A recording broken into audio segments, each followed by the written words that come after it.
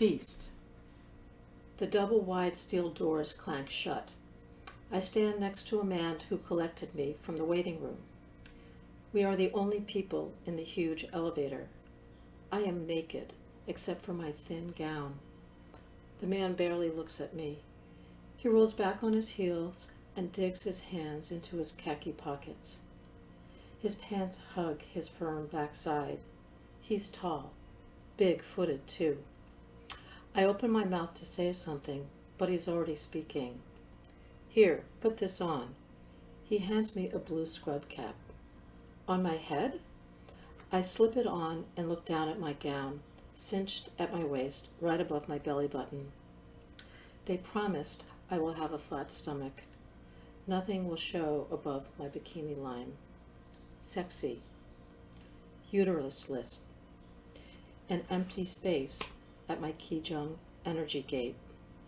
What will my bladder think left there all by itself? Or this fit guy next to me with snug pants and oomph. The doors open and I follow him. We round a corner and then another and enter a hallway.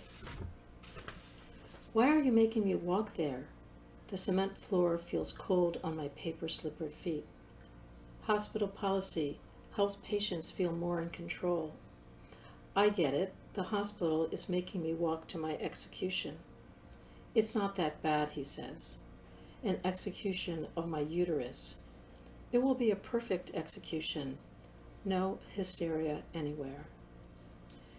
We reach a set of doors. He opens it for me and holds it until I pass through, then strides ahead. I hurry to fill the gap between us. Are we almost there? Just about. Hey, what are you doing for Thanksgiving? Recovering from all this. Happy Turkey Day. You?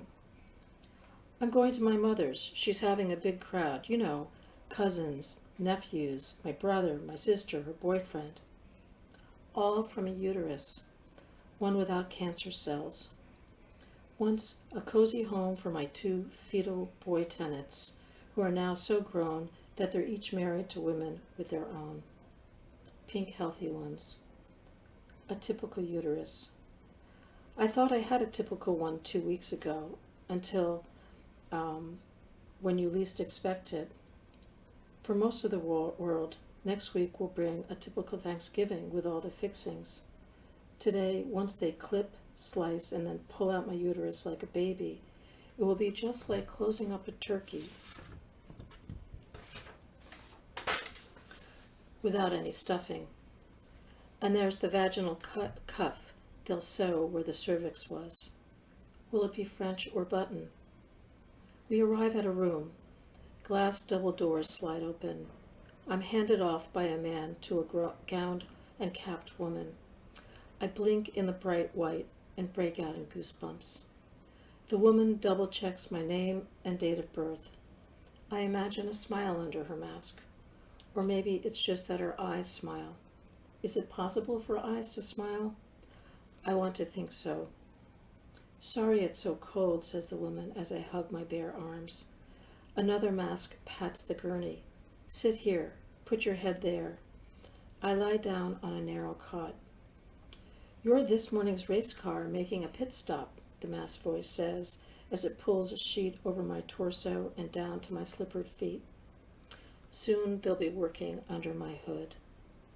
A half-dozen figures scurry around like every second counts, sticking and strapping things on me. There is a loud whirring. Have I been set in motion? When do I start counting backwards? Or is that only on TV? Everything looks blue under the glare. The room, the gowned figures, caps. Something rubbery hovers over my face. I think of all those Thanksgiving guests, passing, eating, spooning, stuffing from that gaping cavity, carving that gutted bird.